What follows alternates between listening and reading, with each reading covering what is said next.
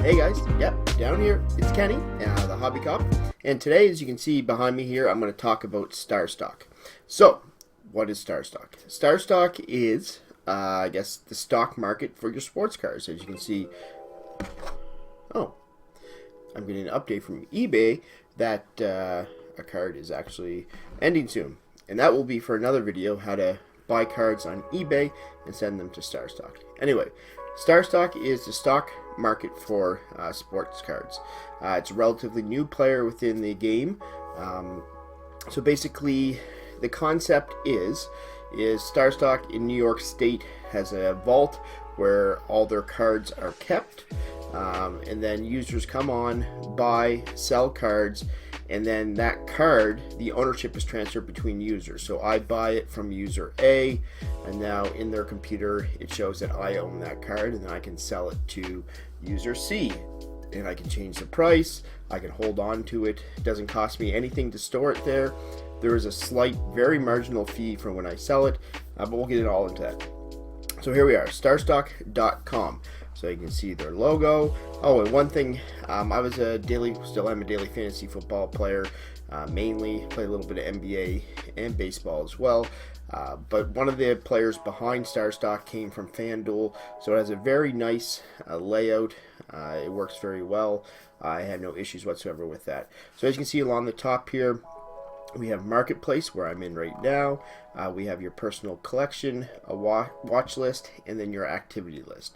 So I'm just going to go over the Marketplace. Of course, here you can search by any player you want. So if you want Tom Brady playing the Super Bowl this weekend, so here's Tom Brady cards. So you can look at this card. This is a BSG, so Beckett Grading Service 8. And I'll get into what everything means there, but right now there's only these 3 cards on Starstock. The older players, there's not as many cards as of them, and they're still building up their inventory. So this is, let's go back to the Marketplace. So this is the Marketplace. So here we have the featured cards. So these are ones that they deem to be kind of hot, most traded, most talked about. So you got Michael Porter Jr., who's been playing well, Keldon Johnson, Sabonis, Deshaun Watson, a lot of trade talk around him. Well, that causes value to go up. Mike Evans, and then you can scroll across here. We got Vladimir Guerrero, some baseball starting to pick up. Clyde Edwards-Helaire obviously played in the Super Bowl. Then underneath the featured cards, we have what they use is kind of like their index, like the stock market index. So they have the emerging 30. So that's how they kind of track the the index, and you have last week's top performers, worst performers, most valued. So these are people that are kind of slumping, going up. So this is the index. This is how they track. You can see it's down 1.9% this week. And the 30 players that they put down here are kind of like your young stars, and they use the NBA, which I guess is kind of their hottest market. And it's not because it's going right now. But look, you have Luka Doncic, Zion Williamson, obviously Trae Young, Jan Morant, Jason Tatum, and so on. And then you can see here, it tracks what their sales are like. So you can see Luka was kind of stale. He jumped up a huge bit here, and he's kind of stayed at that point there. You have who's dropping down here. So Tyler Hero, he was doing pretty well, and now he's on a decline. So this is all related to how the player's performance goes, different hype around different players if they're being traded. So you'll see that's how the stock market is going. So obviously this year cards have been really hot, so you can see that it's reflected in the market. It's not a perfect system, but it gives you an idea. So here's a new section that they added, and this is the sealed wax section. So if you want to buy blaster box hanger boxes, they'll all be here. Here's retail box, and obviously you can see the prices, what they sold for, and what people are asking for them now. And this section is relatively new, and you can keep this in your inventory, or you can choose to have it sent home to you. So now this section, I kind of like this section here. I'll put up a little higher. It's the upcoming action section. So basically, they take the games or the top games that are being played today, the players to watch. And so if you want to do kind of like day trading type of thing, you may say, okay, I want to go buy a Damian Lillard cards. You look for, I kind of like this Damian Lillard card, the Panini NBA Hoops Basketball 2012-2013. You can see there's a stock A. Now somebody's asking $2,000 for that card. It's kind of expensive. The last time it sold was for $40. Let's see when somebody bought that. That was back in August.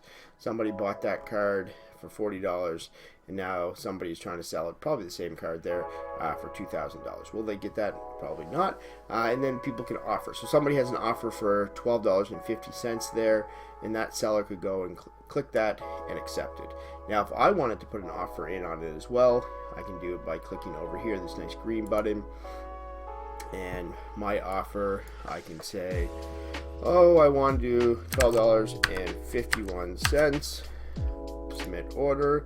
Thank you. It's now live. So now you can see the offer has gone up to $12.51. So that will sit there until I delete it, and then the owner of this card can come in, feel nice, and give it to me for $12.51, which will not happen.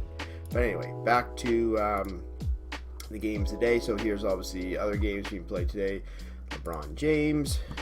You can look at his rookie cards. You can make a purchase on one of them. So you can see like this one here. It's kind of an iconic one you always see around. You can see the last time the PSA 10 sold here, it was $5,000. The PSA 9 sold for $1,800. And the PSA 8 sold for $575. One interesting thing, you see these people are obviously holding, and I think the value will go up, which they probably will. As you can see, none of the cards are currently for sale. One strategy I've done with cards that I kind of want to hold, but I'm not too sure, I'll just throw a crazy high offer in there, and you never know, somebody might buy it. And if it goes for a high price, well, I'll sell it for that. So then now below the upcoming action, we have today's most traded. So this kind of, I guess, is reflective of maybe people that are hot or good deals people think. Sometimes there's chat within the industry saying AJ Puck is going to have a breakout year this year. We may want to buy his card, and you'll see a run on his card. So like today there was 53 trades on AJ Puck. This Francisco Magena, I'm about to see, he has 161 trades today. I wonder what news is driving that, because you look at it, there's 53, 44, 42, 35, and his at 161. There must have been some type of news that made people go and pick up his cards. Then down below here is the latest sale. So this is live data, so you can see 3 minutes ago an AJ Puck sold. 3 minutes ago again, a Christian Pache card sold, and so on. So then you have the new arrival. So these are the newest cards just coming to market. Sometimes it's nice just to browse through this, and on my head's kind of blocking a little bit of Julius Randle there.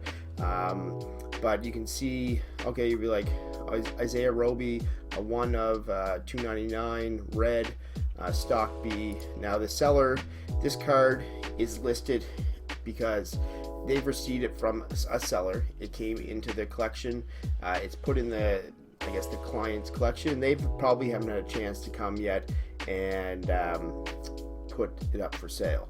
So it's in their collection. Maybe they just didn't see it there yet. Really nice looking card, actually. You see 3 people already came in and put offers on that card.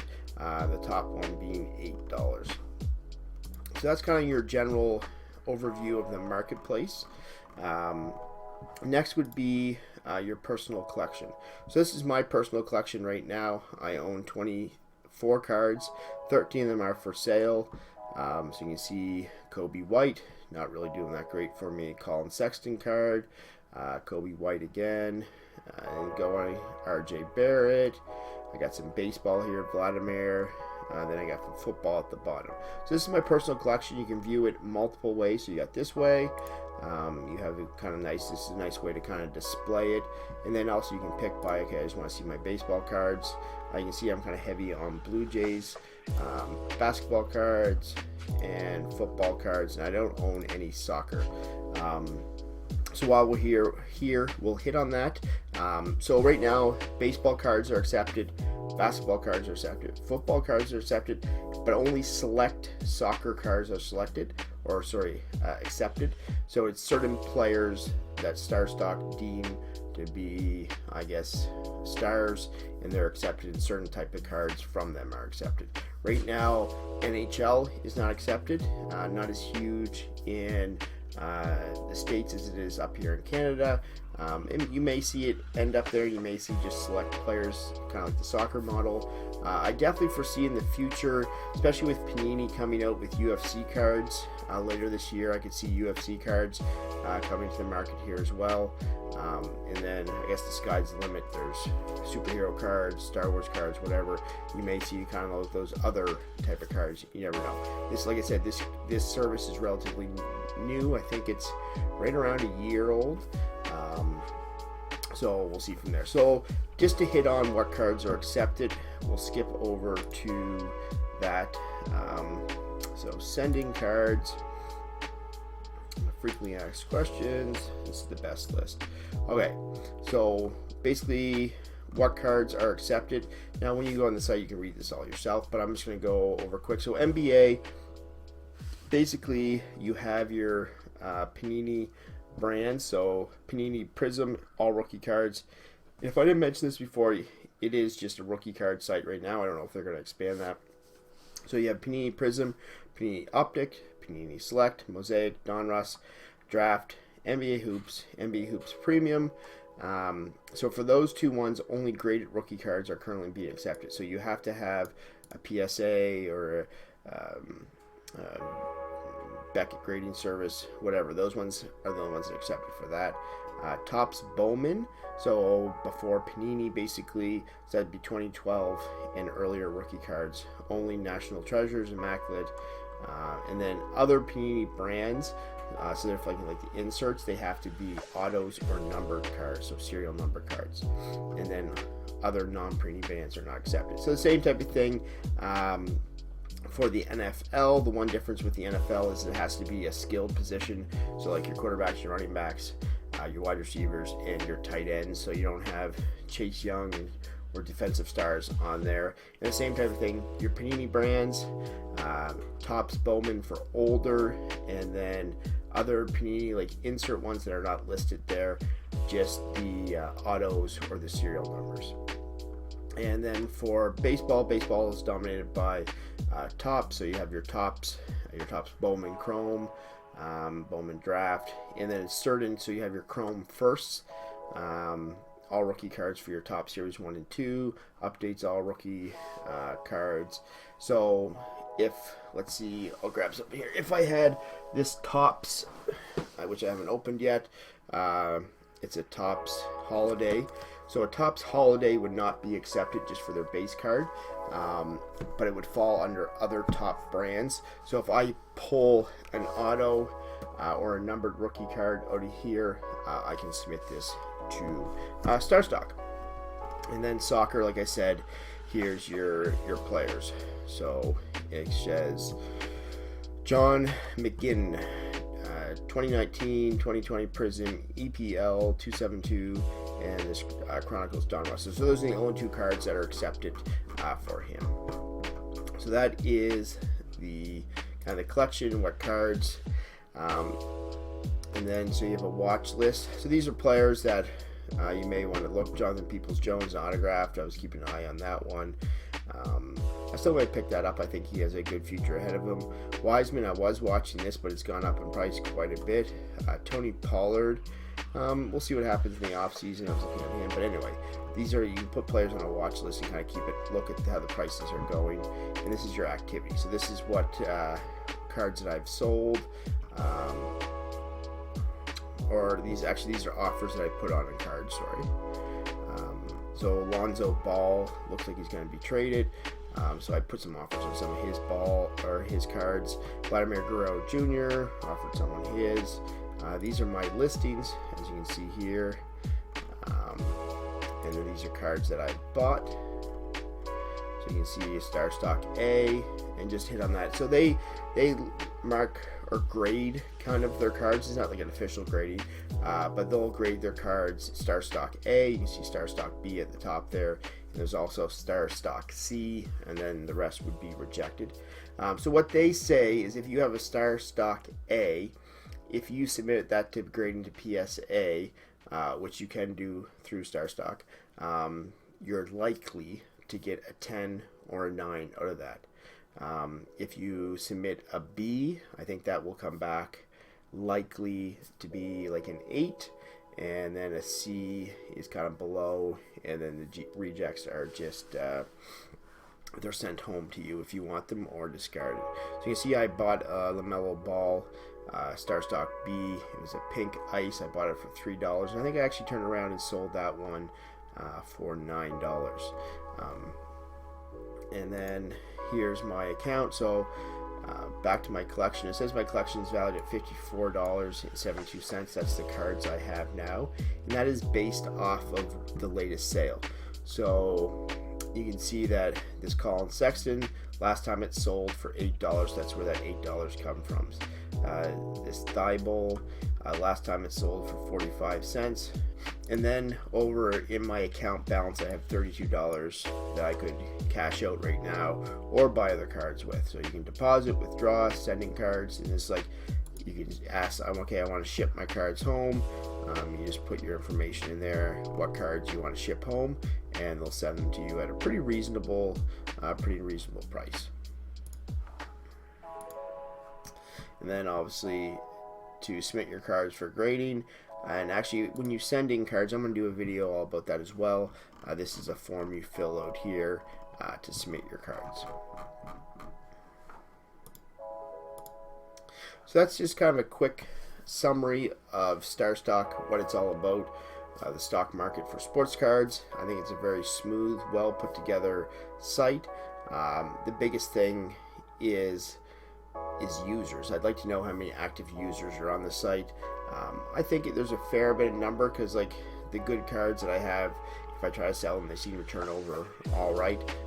Definitely as it grows and there's more users on the site, it becomes a little more fluid, a little more easier to flip cards. Obviously they're trying to capitalize on some of the downfall parts of eBay, but obviously eBay is better for the greater selection in deals and users. You can find anything on there. But Starstock, I really enjoy it, and I use it. It's the main, besides eBay, it's the main site I use right now. So I'll put videos up in the future for basically how to make money, how to use Starstock. So I said to myself, okay, the first week, which was, I think I got on the site just around the start of January, I said I'm going to put $25 on the site. I'm not risking any money, and let's see what I can do with that $25. So as you can see now, that my collection was at $54, I think, and I had $32 in my account, so we're at like $86. So I turned that $25 into $86 within the month.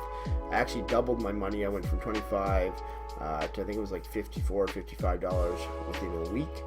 And I'm going to do a video on tips and tricks on how to do that. I've kind of slowed down right now. I have probably, I think, 11 orders coming from eBay to Starstock.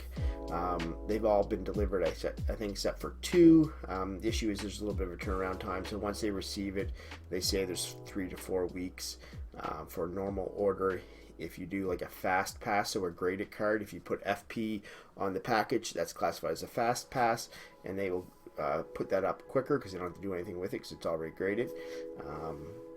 But anyway, I'll do a video about that as well, how to send cards from eBay, how to select cards from eBay and send them here. Please like, subscribe, stay tuned for more card related videos, and I do some breaks with my son. He's 7 years old now, just turned 7. We have fun with that. Nothing high end or anything like that, but we're just having fun with the hobby. So anyways, we'll talk to you later.